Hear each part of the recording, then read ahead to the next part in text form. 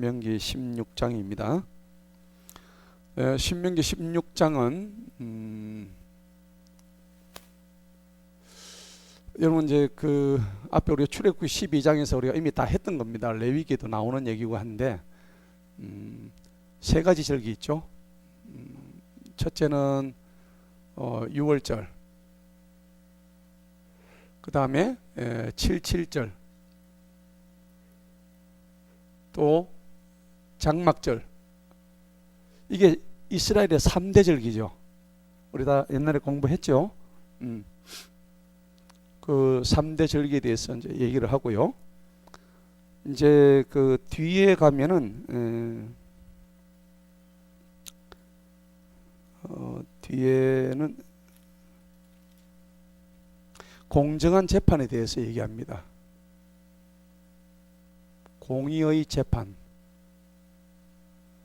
대해서 뒤에 이제 주제가 나오고요. 그 다음 21절에서부터 22절까지는 세 번째 주제는 우상 형상을 만들지 말아라. 이거 절대 만들지 말아라. 그 내용입니다. 자, 이것은 이스라엘 백성들 자기 지금 2세대입니다. 2세대. 1세대 때 출애굽기에서 얘기했던 내용들을 지금 1세대들이 죽고 2세대들한테 똑같이 지금 얘기하는 장면이에요. 그런데 오늘 이 세 가지 중요한 내용을 가지고 한번 말씀을 봅시다. 자, 이스라엘의 3대 명절이라고 하는 6월절, 7.7절, 그 다음에 장막절이라고 그러죠. 우리가 성경에 보면은 구약과 신약이 있는데 구약을 우리가 뭐라고 얘기하냐니까 구약을 신약의 모형이라고 얘기합니다. 이 말씀 혹시 이해가시죠? 혹은 예표라 그래요. 미리 드러나는 표시다 하는 의미입니다. 그래서 구약이란 것은 신약 때 꼭 있어야 할 일들에 대해서 미리 하나님께서 보여주시는 하나의 모형이고 미리 보여주신 표다. 그래서 모형이다, 예표다 하는 거예요. 그래서 우리가 구약에서 어린 양을 잡는 장면이 나오는데 이 어린 양은 신약 시대에 오면 누구를 말씀하는 거죠? 예수 그리스도죠. 그렇죠. 우리 구주 예수 그리스도를 어린 양을 통해서 말씀하시는 거예요. 뭐 예를 들어서 이런 것도 있겠지만은 사람으로 치면은 모세 같은 경우도 모세 구약에 나오는 이 모세도 뒤에 예수님, 그러니까 이스라엘 백성들을 구원하죠. 구출을 하죠. 그리고 민족의 지도자로 나오잖아요. 그러니까 이 모세는 뒤에 오시는 예수님을 예표하는 거예요. 혹은 이러한 것들은 전부 다 뭐예요? 모형이 되는 거죠. 미리 보여주는 형상이라는 겁니다. 그러면은 오늘 이 6월절, 7.7절, 그 다음에 장막절이라고 그러는데 이러한 절기, 이스라엘의 3대 절기라 그래요. 3대 절기. 세 가지 큰 절기. 오늘날 우리 지금 우리의 절기는 큰 게 뭐가 있어? 두 개 있죠. 뭡니까? 설날하고 추석이 있잖아요. 그래서 설날과 추석입니다.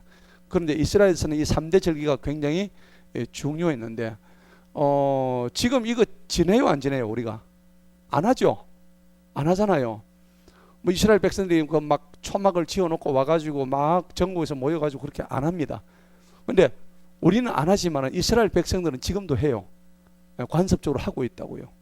그러니까 그들은 구약의 이 모습만 가지고 계속적으로 이 일들을 하고 있는데 우리는 여기서 이 세 가지 절기를 통해서 우리가 배워야 될 또 우리에게 주신 영적인 의미가 있는 겁니다. 우리는 여기서 영적 의미를 캐내야 되지 여기에 매여 있으면 안 된다는 얘기입니다. 그러면 구약만 있으면 되죠. 신약이 뭐 때문에 왔어요? 예수님이 뭐 때문에 이런 거 왔냐고. 이거 다 폐하려고 온 거예요. 이런 거. 어린 양 잡고 뭐 소 잡고 짐승을 잡아가지고 제사를 지내고 번제지는 이거 다 없애려고 예수님이 오셨는데 지금도 이런 절기를 지키고 있으면 안 된다는 얘기입니다. 자, 그런데 우리는 여기서 영적인 의미를 이 3대 절기에서 우리가 알고 뽑아내야 되는 거예요. 영적 의미를. 중요한 거예요. 자, 간단히 얘기해 보십시다. 6월절은 뭡니까? 6월절은 피가 문지방을 넘어간다. 그요?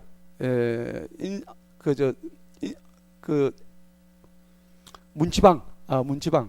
그래서 거기에 피를, 어린 양의 피를 갖다가 묻혀 놓으면은, 그 문 기둥에다가 붙여 놓으면은, 피를 발라 놓으면은 출애굽기 마지막 10대 재앙 중에서 마지막 10번째 재앙에서 장자들, 초태생을 다 죽이는 장면이 나오죠. 그런데 이 어린 양의 피를 갖다 바른 집에는 전부 다 산다는 겁니다. 자, 그러면 이 피가 예수 그리스도의 피, 이 보혈이라 그러죠. 이 보혈이 묻어 있는 곳에는 사는데 안 묻은 곳은 죽는단 말이에요. 그러면 이 피가 무엇을 사해 줄까요? 죄를 사해 주잖아요. 그죠? 죄를 사해 주는 거예요. 이게 죄를 없이 한다 이 얘기입니다. 죄를 없앤다. 그러니까 유월절은 뭐냐니까, 그 영적인 의미가 우리의 죄를 어린 양의 피로 인해서 완전히 깨끗하게 해준다, 그런 의미죠. 그래서 이 유월절은 우리의 최종적인 구원, 그 십자가 보혈, 이 십자가 보혈은 누구의 피로만 가능해요? 예수님의 피로만 가능한 거예요.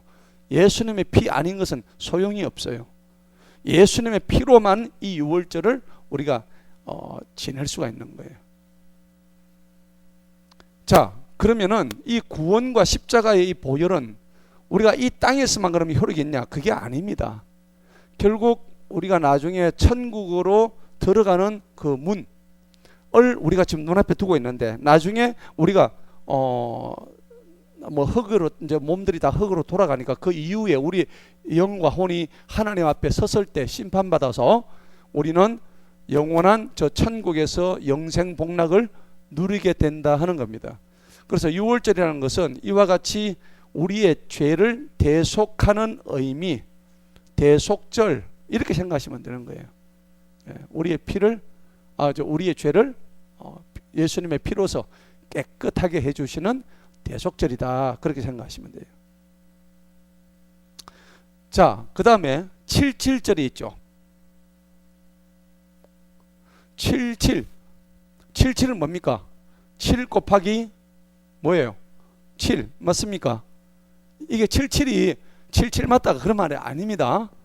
77이라는 것은 7 곱하기 7, 한 일회가 7일이잖아요. 그렇죠?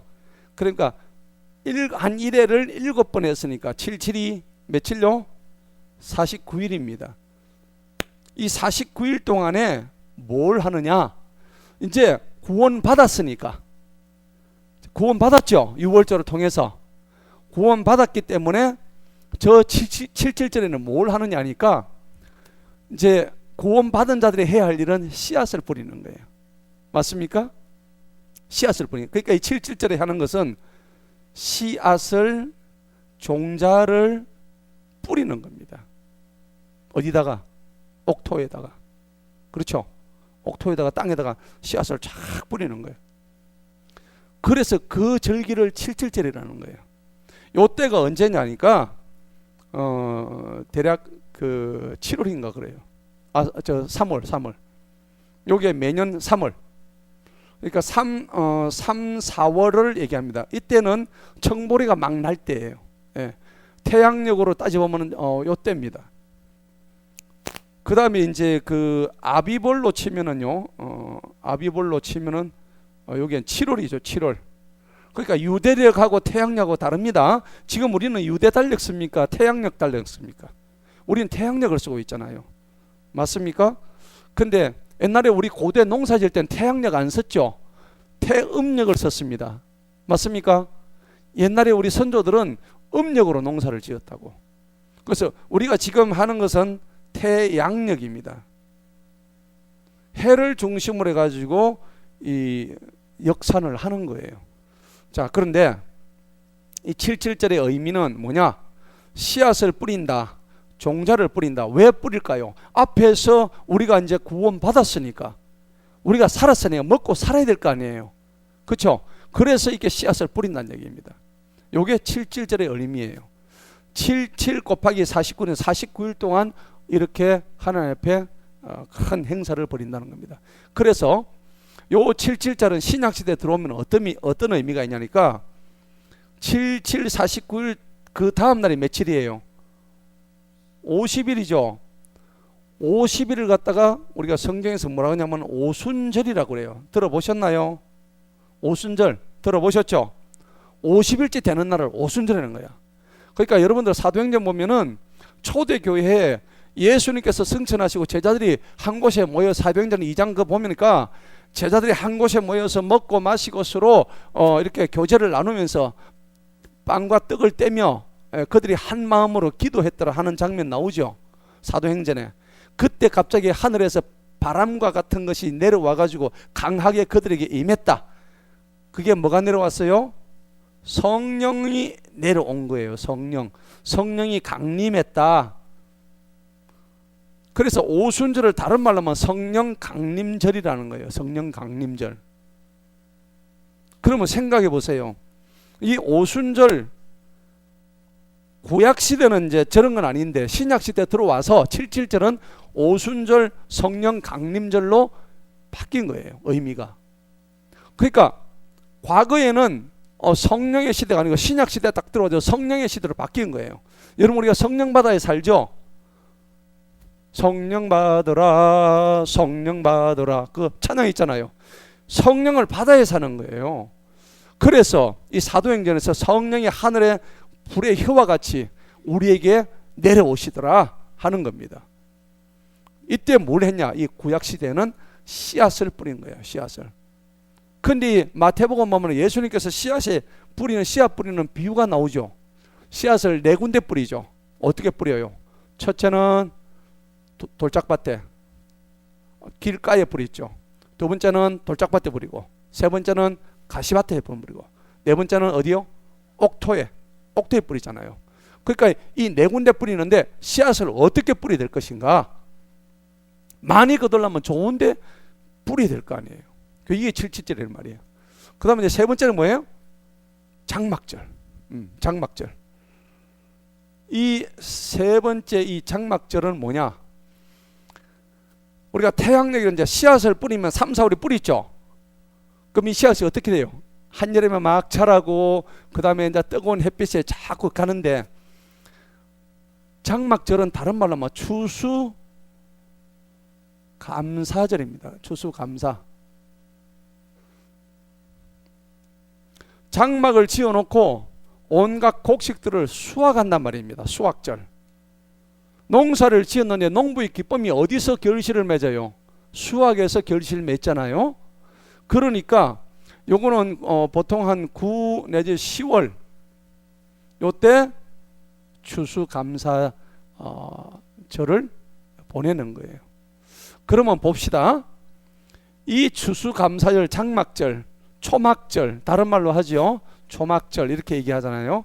그러는데 이때에 우리가 영적인 의미를 우리가 보자면은 이 장막절은, 구약에서 장막절은 이 우리가 그동안에 하나님께서 주신 이 구원의 은혜, 77절에 주신 우리의 먹을 양식을 뿌리는데, 여러분들 고린도서에 보면은, 고린도서 9장에 보면은 아볼로는 심었고 나는 물 줬는데, 근데 이것을 자라나게 하시는 이는 누구라고요? 하나님이시다. 사도 바울의 고백이 나오잖아요. 그러면은 이렇게 얘들이 씨앗을 뿌리고 물을 주고 했는데, 이런 모든 일들을 행하신 분은 누구냐? 자라나게 하시는 분은 하나님이시라는 거예요. 그래서 이러한 것들을 생각해 보니까 오직 뭐가 생겨요? 감사가 밖에 없는 거예요. 감사. 여러분 감사하셔야 되는 거예요. 그래서 이렇게 추수감사가 되는 거죠. 장막절은 그런 의미에서 추수감사가 됩니다. 자, 여기서 씨앗을 뿌린다는 것은 신약시대에 들어오면은 어떤 의미야? 말씀의 씨앗을 뿌리는 거예요. 말씀. 전도의 씨앗을 뿌리는 거예요. 그 다음에 복의 씨앗을 뿌리는 거예요. 그러면 씨앗을 뿌려놓으면 이게 나중에 결실을 맺죠. 언제요? 장막 칠 때. 이 장막은 천국의 장막을 의미하는 겁니다. 신약시대 들어오면 이때 장막은 뭐냐면 광야에, 이스라엘 그 광야에 펼쳐놓은 이렇게 장막으로 치놓은 텐트를 의미했어요. 그래서 거기에 다 모여가지고 먹고 마시고 아이고 할렐루야 하나님 감사합니다 이렇게 많이 수확을 주셔서 감사합니다. 그러니까 전 민족적으로 그냥 페스티벌인 거예요. 페스티벌, 잔치란 말이에요. 그러면 이거는 신약시대 들어오면은 나중에 우리가 이 땅에서 씨앗을 뿌리고 말씀의 씨앗을 뿌리고 그 다음에 전도의 씨앗을 뿌리고 한 영혼 구원에 대한 씨앗을 뿌렸는데 그것들이 언제 결실했냐면은 천국에 가서 이 추수를 할 때에, 모든 추수할 때에 이때 다 열매를 맺는다는 겁니다. 그럼 여러분들 이때 기쁘겠어요? 안 기쁘겠어요? 기쁘죠? 그럼 기쁘니까 하나님한테 뭐 해야 돼요? 감사하는 거예요. 그래서 추수감사절이다, 이렇게 장막절을 우리가 크게 생각할 수 있는 거예요. 자, 이런 기본적인 개념을 가지고 한번 성경을 보도록 하겠습니다. 앞에 한번 보세요. 자, 본문 16장 1절 보십시다. 아비벌을 준수해라. 아비벌이 아까 제가 뭐라 그랬어요? 몇 월 달? 3월에서 4월을 의미합니다. 근데 바벨론 시대에 들어와 가지고 이 아비벌이 뭘로 바뀌냐면 니산월로 바뀌어요. 니산월 들어보셨어요? 아비벌하고 니산월. 여러분 에스더서에 보면은 그 에스더가 그 아수에르그 왕궁의 왕비가 되죠. 그때 모르드게하고 나옵니다. 그때 니산월이 나와요. 1장에 보면은 나오는데 이 아비벌이 나중에 니산월로 바뀝니다. 이름 자체가. 근데 몇 월을 의미한다고요? 3월 아니면 4월을 의미합니다. 아비벌을 준수해라. 왜 그러냐? 이때 이스라엘 백성들이 뭐 했다고요? 유월절을 가졌거든요. 유월절을. 주 너희 하나님께 유월절을 지켜라. 이는 아비벌이 주 너희 하나님께서 밤에, 언제요? 밤에 도망을 쳤단 말이에요. 출애굽을 했단 얘기입니다. 그 여러분 왜 밤이겠어요? 낮이 안 나오고. 그렇죠. 밤은 어둠이잖아. 어둠. 맞죠? 어둠에서 빠져나오는 것을 의미하는 거예요. 그죠? 흑암과 그 다음에 진노로는 어떤 그런 영적인 세력들로부터 빠져나오는 거, 이런 걸 의미하는 거예요. 자, 그래서 밤에 이집트에서 너를 인도하여 나오셨기 때문이다. 나오니까 광야에 누가 있었어요? 웰컴, 이스라엘 백성들 환영합니다. 여러분 잘 나오셨습니다. 박수 치고 있었어요? 아무것도 없었어요. 맞죠? 그 하나님이 그러면 얘들 다 굶겨 죽을 것인가? 농사 지은 것도 없고 아무것도 없는데 어떻게 해야 될 거야? 딱 나가니까, 광야에 나가니까, 밤에 나가니까 아무도 보이는 거 없어. 근데 저기서 무슨 구덩이 왔어요? 무슨 기둥? 불기둥이 온 거야. 불기둥이. 광야로 나오자마자 그냥 하나님께서 그냥 불기둥을 주신 거예요. 밤에는 얼마나 광야가 추울까요? 근데 불기둥을 주셔가지고 춥지도 않고, 그러니까 불 때문에 앞길이 환하게 보이는 거예요. 근데 낮이 되니까 어떻게? 불은 없는데 너무 햇빛이 막 짱짱하니까 완전히 사람 말라 죽겠거든. 뜨거워 죽겠는 거야. 근데 하나님은 무슨 기둥요? 구름 기둥을 딱 주세요. 위에 하늘을 갖다 쫙 막아주시는 거예요. 시원한 거예요. 그늘이. 하나님이 이렇게 이스라엘 백성들 인도하셨다고. 그 다음에 배고파요. 지금 배가 고픈데 먹을 게 아무것도 없어. 하나님께서 뭘 주셨어요? 하늘에 만나를 주신 거예요. 우리는 여기서 배워야 돼요. 하나님이 인도하시면 한치 오차도 없다는 것을. 내 삶을 이스라엘 백성을 통해서 구출해 내신 그 하나님의 그 역사를 내가 믿을 때에 그런 기적이 일어나는 거예요. 근데 내 계산할 거 다 하고 내가 이 정도 뭐 하면 되겠지. 아닙니다. 지금 뒤에서는 애국 군대가 쫓아오고 있다고. 앞에는 뭐가 막혔어요? 홍해가 가로막혀 있는 거야. 가잔이 빠져 죽겠고, 뒤를 돌아보니 뭐 창에 찔려 죽겠고. 이래 주거나 저래 주거나 마찬가지다. 백성들은 갈 길을 모르는 거예요. 그때 지팡이를 들고 너가 나타났어요. 모세가 딱 나타나가지고 나를 따르라. 그래서 홍해를 지팡이를 탁 치니까는 하나님께서 이 홍해를 완전히 갈라주신 거예요. 눈으로 보고도 믿을 수 없는 장면이었어요. 여러분 뭐 어디 진동가 어디 가니까 뭐 모세의 기적인가 뭐 있대요. 가보시면 계시나 모르겠는데 맛배기로 하나님께서 미리 안 보여주시는 것 같아요. 자, 그래서 너를 인도하여 내셨다 하는 겁니다. 2절 봅시다. 그러므로 주님께서 그분의 이름을 두시려고 택하신 곳에서 너는 소떼와 양떼 주 너의 하나님께 유월절 희생물을 드려라.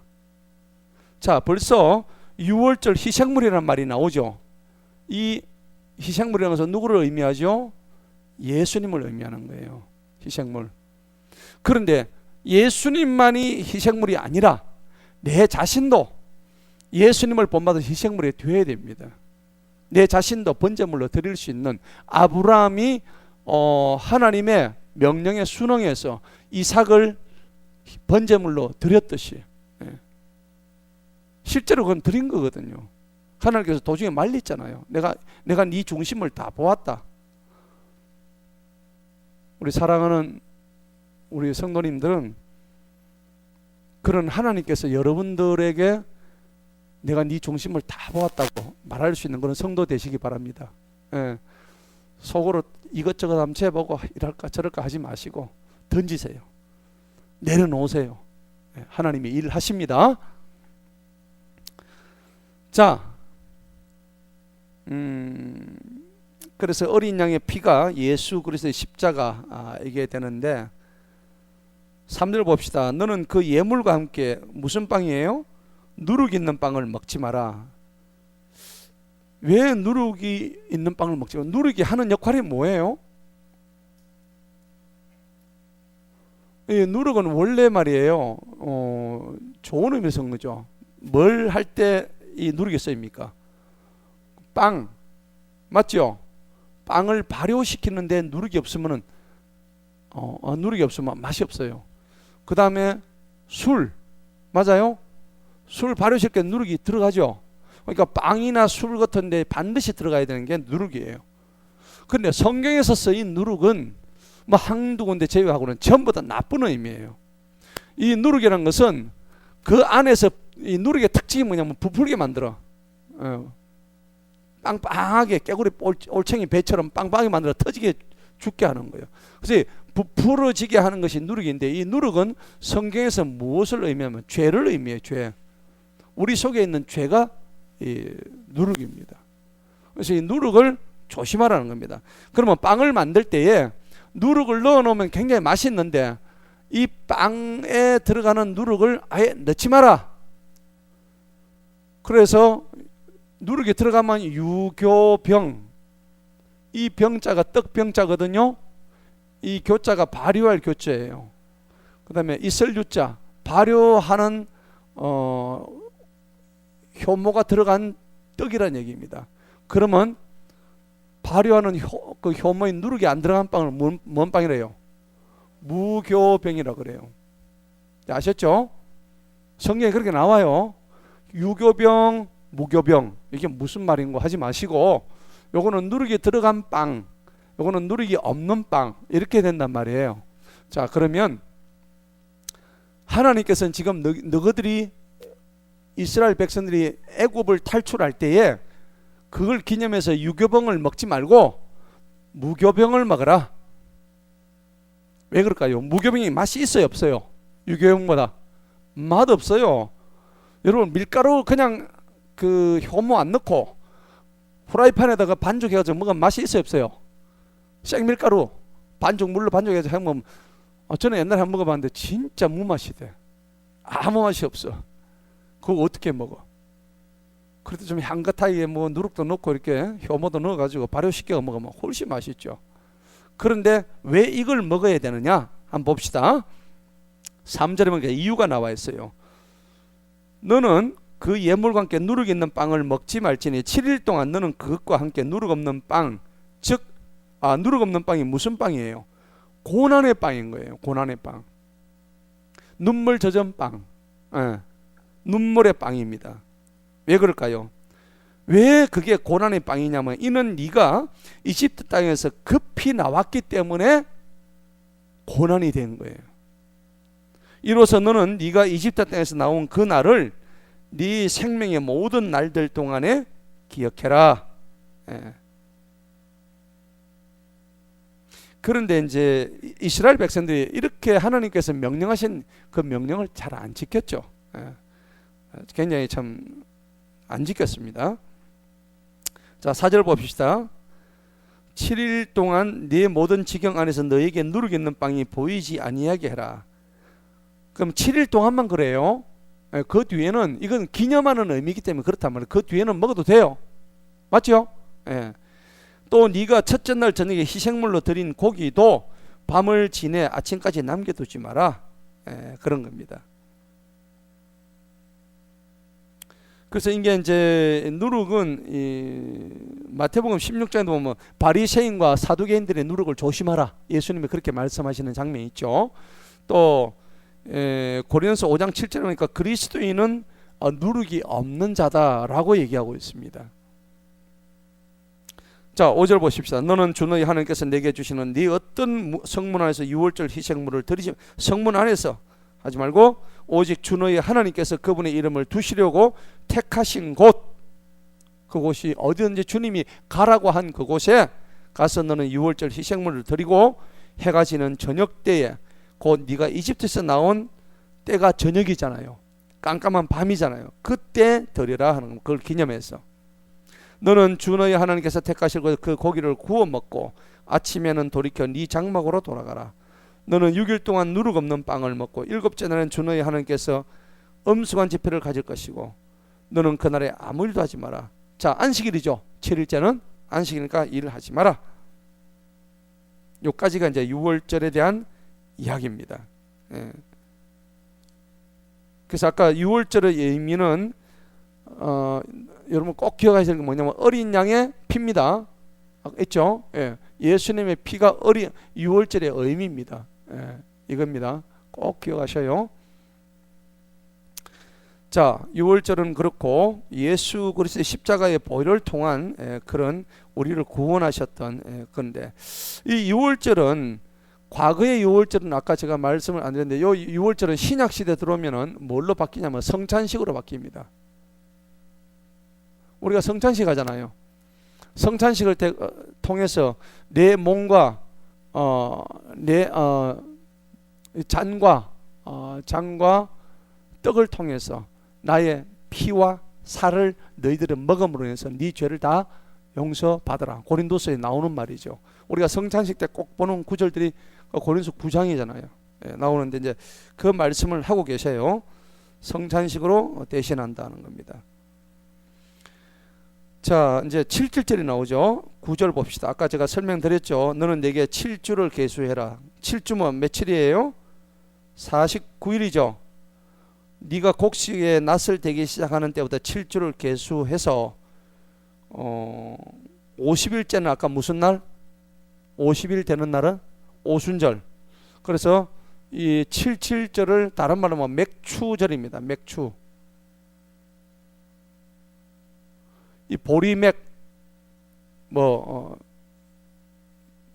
저 가을 추자죠. 보리맥추 해가지고 맥추절입니다. 자, 그 다음에 밀을 또 수확하고 그러죠. 10절 보십시다. 너는 주 너희 하나님께서 네게 복을 주신 대로 네가 주 너희 하나님께 드린 네 손에 자원제의 예물과 함께 주 너희 하나님께 77절을 지켜라. 77절을 지킬 때는 뭐 해야 됩니까? 씨앗을 아까 뿌린다 했죠.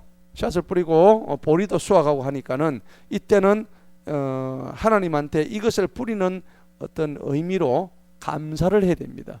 감사를 하는데 어떻게 하라고요? 네게 복을 주신 대로, 네게 복을 주신 대로입니다. 자, 17절을 보십시다. 17절을 보니까는 각 사람은 주 너희 하나님께서 내게 주신 복에 따라 그의 힘 닿는 대로 드리라. 하나님 앞에 이렇게 예물을 드리고 또 헌금을 할 때는 이런 원칙으로 해야 되는 겁니다. 각 사람은 주 너희 하나님께서 내게 주신 복. 자, 여러분들 받은 복이 어떤 거예요? 복이 많죠? 각자가 받은 각자의 복이 있습니다. 이 각자의 복에 따라서 자원하는 마음으로 17절 봅시다. 어떻게 드리라고요?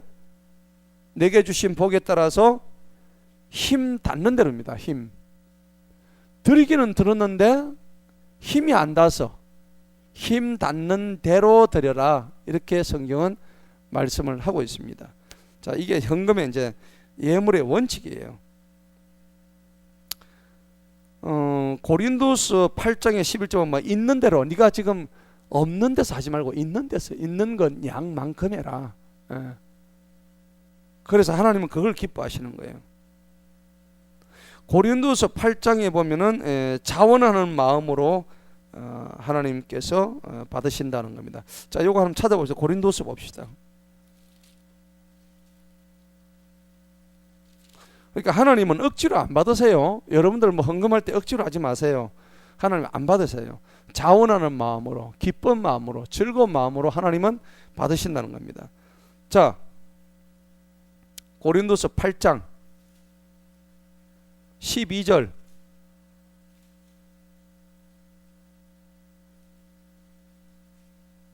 12, 13, 14절 다 같이 한번 읽어봅니다. 시작. 먼저 자원하는 마음만 있다면 사람이 가진 대로 받을 것이며 없는 것을 받지는 아니하시리라.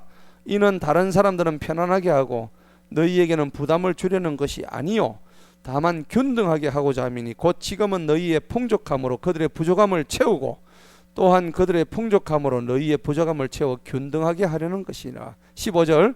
그것은 기록된 바 많이 거둔 자도 남은 것이 없고 적게 거둔 자도 부족하지 아니하였다 함과 같으니라. 아멘. 굉장히 좋은 말씀이죠.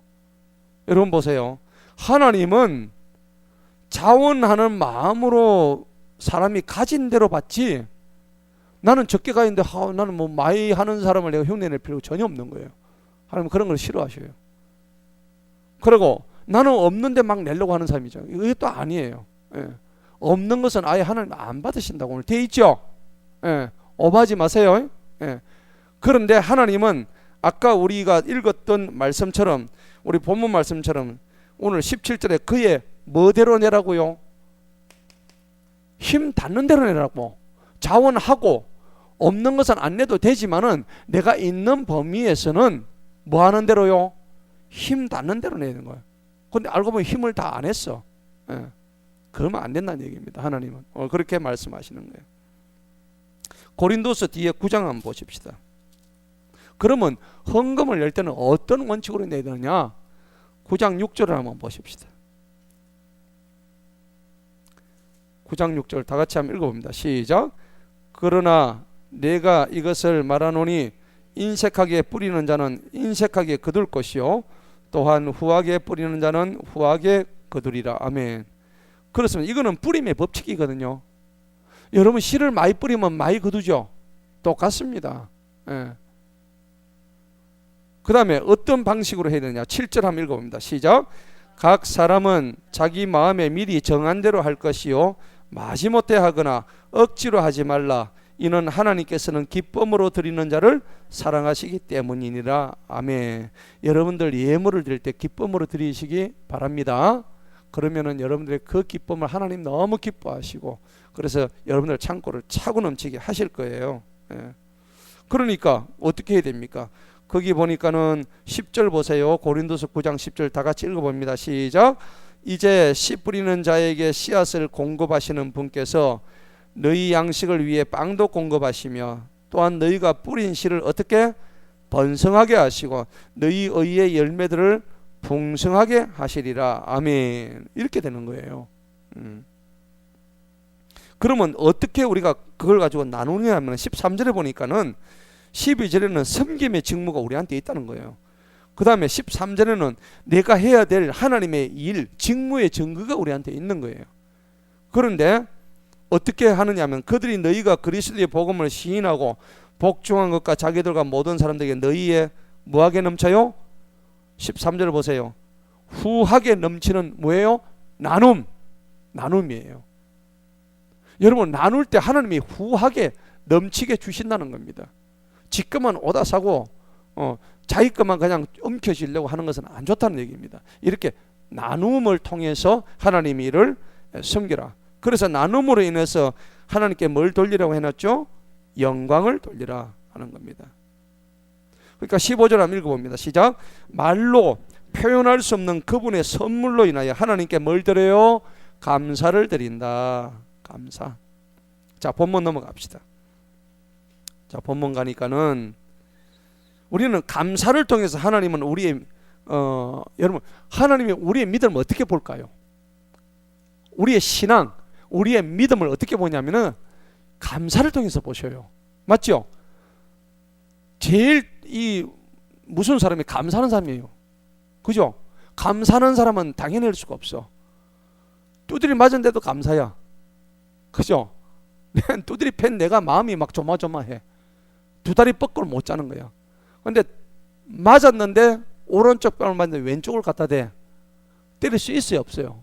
못 때리잖아요. 근데 성경은 그렇게 하라고 얘기하거든. 그럼 맞아도 하나님 감사합니다. 예, 머리가 안 깨지니까 감사합니다. 이렇게 돼버린다는 얘기죠. 그러니까 감사는 뭐냐면 하나님에 대한 전적인 믿음이에요. 믿음. 감사는 순종의 결과입니다. 우리 그걸 알아야 돼요. 그 다음에 하나님은 감사를 통해서 우리의 자세, 태도를 바라보시는 거예요. 평소에 저 사람이 감사하는 사람이냐 불평하는 사람이냐 보면 우리가 알잖아요. 그런데 감사가 넘치는 사람은 복이 넘쳐요. 얼마나 그게 아름다운가. 그러니까 이 감사가 뭘로 표현되냐면은 우리의 예물과 헌물을 통해서 이루어진다는 겁니다.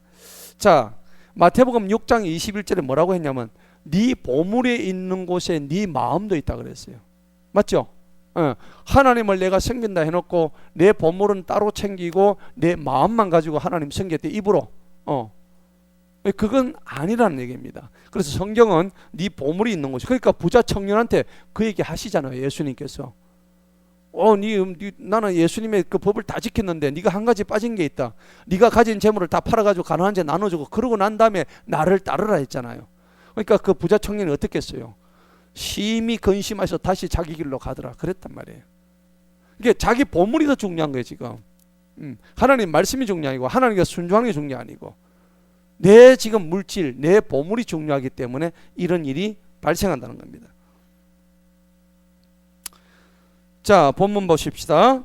11절 보십시다. 너와 내 아들과 내 딸과 내 남종과 내 여종과 내 성문의 딸 레위 사람과 너희 가운데 있는 낯선 자와 아버지 없는 자와 가부도 주 너희 하나님께서 그분의 이름을 두시려고 택하신 것 주 너희 하나님 앞에서 즐거워해라. 자, 여러 사람들이 있죠. 뭐 남종, 여종, 그 다음에 뭐 낯선 자, 그 다음에 고아, 과부 모두 하나님 앞에서 이렇게 택하신 것을 가서 즐거워해라. 하나님은 이렇게 소외된 자를 이렇게 돌보시는 분이세요. 소외된 자들을 많이 이렇게 돌보십니다. 거기 보니까는 14절에도 그렇죠. 여기도 똑같이 그렇게 하는 겁니다. 그래서 이제 12절까지가 77절에 관한 얘기입니다. 너는 이집트에서 노예했던 것을 기억하고 이 법규들을 지키고 행하라. 근데 이들은 잘 안 지켰죠. 그러니까 느헤미야 그 9장에 가면은 이스라엘 멸망의 원인이 나오는데 장황하게 막 쫙 적어놨어요. 이대로 안 했다는 얘기입니다. 자, 그 다음에 장막절에 대한 얘기입니다. 장막절 13절 보세요. 너는 네 곡식과 네 포도즙을 거둬들이노니 7일 동안 장막절을 지켜라. 장막절은 며칠간요? 7일입니다. 너와 네 요거는 했고요. 7절 15절 7일 동안 너는 주님께서 택하신 곳에서 주 너희 하나님께 거룩한 절기를 지킬지니 이는 주 너희 하나님께서 네 모든 소산물과 내 손들의 모든 일에 복을 주실 것으로 인하여 너는 반드시 즐거워해라. 자, 16절 다 같이 읽어봅니다. 시작. 너의 모든 남자들은 1년에 3번씩 즉 무교절과 칠칠절과 장막절에 주 너희 하나님께서 택하신 곳에서 그분 앞에 나오되 그들은 주님 앞에 빈손으로 나오지 말지니라. 왜 빈손으로 나오지 말았을까요? 여러분, 만물이 다 주님한테서 비롯되는 겁니다. 그러니까 감사해라. 그런 이제 이 즐겁게 드리라. 즐겁게 드리라. 자, 이거는 뭐 여러 군데서 많이 나옵니다. 왜 우리가 감사해야 되냐면 우리가 고난에서 구원받았고요, 해방되었고, 그 다음에 하나님께서 우리한테 일용할 양식을 주셨고 그것을 수확할 수 있는 기쁨을 주셨기 때문에 우리는 그것을 감사를 해야 되는 거예요. 자, 18절 보겠습니다. 너는 주 너희 하나님께 주시는 내 모든 성문들 안에서 내 지파들을 따라 재판관들과 간원들을 돌아. 그들은 무슨 판결로? 공정한 판결로 백성들을 재판해라. 여러분, 판결은 공정하게 해야 되겠죠. 근데 요즘 이렇게 법규들 이렇게 보면은 이 재판부에서 보면 이 공정한 재판이 안 일어나요. 뭔가 좀 이렇게 우리가 사법부를 신뢰하지 못하는 어떤 그런 일들이 많이 일어나요. 예. 어떤 뭐 시국에 따라서 감정에 따라 가지고 어떤 특정 논리에 의해 가지고 좌우되는 이런 판결은 하나님이 싫어하신다는 겁니다. 자, 19절 봅시다. 너는 판결을 왜곡시키지 말고 사람을 차별 대우하지 말고 뇌물을 받지 마라. 뇌물 받아 보신 분 계세요? 뇌물 받을 위치가 되면 좀 높은 위치에 있겠죠, 그죠? 예, 그런 팔자가 아닙니다. 뇌물은 지혜로운 자의 눈을 멀게 한답니다. 어려운 자의 말을 왜곡시킨대요. 잠언 21장 3절에 보면은 공의와 정의를 행하는 것이 하나님 앞에 제사 드리는 것보다 낫다고 그랬습니다. 공의가 뭡니까? 여러분, 이 공의는 공의하고 그냥 뭐 의가 있는데 왜 의라 안 하고 공의라 그랬을까요? 이 공자는 모든 자가 다 해당되는 그런 의를 얘기하는 겁니다. 공공부문 맞죠? 이 의는 어디까지나 사적인 의미를 포함합니다. 이 의는 내 기준으로 볼 때 옳을 수도 있지만은 내가 생각한 게 옳은데 다른 사람 보면 그게 옳은 게 아니에요. 그러면 무슨 의가 됩니까? 공입니까? 나의 의입니까? 나의 의잖아요. 그래서 여기는 공이라고 표현을 하는 거예요. 자, 마지막 그래서 20절 다시 봅니다. 너는 전적으로 공의만 따르라. 그리하면 네가 살게 되고 주 너희 하나님께서 내게 주신 그 땅을 상속으로 받으리라. 하나님의 공의는 천지 만물에 충만합니다. 하나님의 의는 사람을 외모로 보지 아니하시고 우리의 중심을 바라보시고, 하나님의 공의는요 이 세상 만물을 하나님의 뜻대로 움직이시고 하나님이 규정해 놓으신 그 원칙에 따라서 움직이기 때문에 어느 한쪽을 치우치지 않습니다. 그래서 하나님은 우리에게 말씀하실 때 너희는 좌로도 우로도 치우치 말고 오직 하나님의 말씀만 따라가라. 그런 여러분이 되시길 축원합니다. 자, 그 다음에 이제 마지막 21절, 요건 아까 얘기했던 우상을 하지 말고 형상을 만들지 말라. 여기 이제 마지막 결론이에요. 자, 21절 22절 한번 읽어봅니다. 시작. 너는 네가 만든 주 너희 하나님의 제단 곁에 어떤 나무들로도 작은 숲을 심지 말며 너는 내게 어떤 형상도 세우지 말지니 그것은 주 너희 하나님께서 미워하시는 것이니라. 아멘. 여러분, 하나님이 형상을 왜 만들지 말아야 했을까요? 한번 생각해 봅시다. 눈에 보이는 형상, 이것을 왜 만들지 말라고 했을까요? 사람은요, 이 형상은 눈에 보여요, 안 보여? 보이죠? 보이는 것이 형상이에요.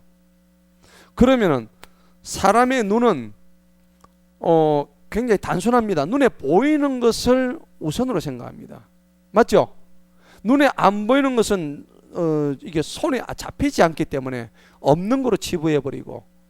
근데 실제로 우리가 늘 말씀을 드리지만은 눈에 보이는 것보다 보이지 않는 것이 훨씬 크고 그 다음에 많고 또 영원합니다. 지금 눈에 보이는 이 건물은 100년 안에 다 사라집니다. 100년까지 가겠네, 그죠? 한 30년. 콘크리트 수명이 있잖아요. 뭐 이런 것들 다 날아가는 거예요. 눈에 보이지 않는 전기, 공기, 뭐 믿음, 사랑 이런 거는 영원하잖아요. 맞죠? 하나님의 은혜는 영원한 거예요. 사람들은 눈에 보이는 게 그냥 전부 다 이게 전부 다로 생각하는데, 그래서 형상을 하나님께서 만들지 마라 한 것은 뭐냐니까 눈에 보이는 거에 좌우되지 마라 이 말입니다. 하나님의 형상을 만들지 마라 하는 것은 하나님을 믿는 게 아니라, 하나님을 믿는 게 아니라 이 부처 이렇게 탁 해가지고 돈 따해가지고 요래하잖아요, 그죠? 요래한단 말이에요. 그러면 이게 이제 부처란 말이에요. 부처. 참 내가 너무 잘못 그린다. 그러면 원래 못 그려요. 자, 예를 들어서 부처가 탁 앉아가지고 이런단 말이야.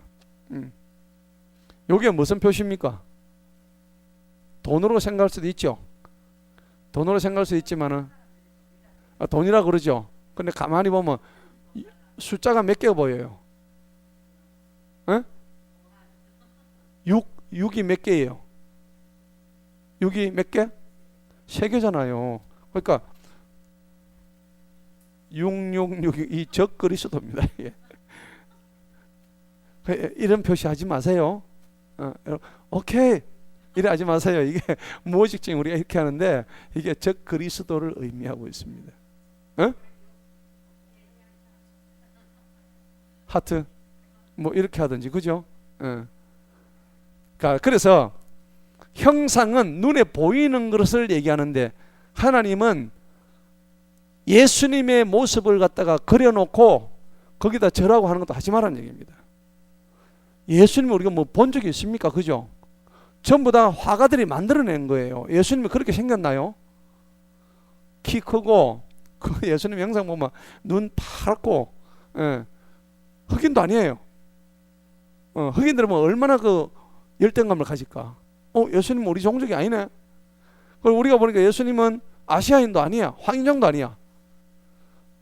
예수님은 저 백인처럼 키가 크고 머리가 금발이고, 그러니까 예수님의 초상을 만드는 요 사람들은 누구냐면은 백인들이에요. 백인들. 예수님의 형상이 아니라고. 근데 인자하게 이제 그려놨죠. 사람들은 이 형상을 보고 거기다 절을 하는데, 어떤 색인 형상도 만들지 말아라. 한국 기독교 박물관인가 어딘가 제가 엊그제 보니까는 어느 도시인가 지금 뭐 계획을 잡고 있는데, 여기 브라질에 가면 예수 상이라는 거 기억나세요? 보신 바 있나요? 영상으로. 브라질에 가면은 뭐 상파울로인가는 잘 모르겠는데 리우데자네이루인가 그런데 예수님의 이 형상을 갖다 이렇게 쫙 이렇게 그려가지고 만들었어.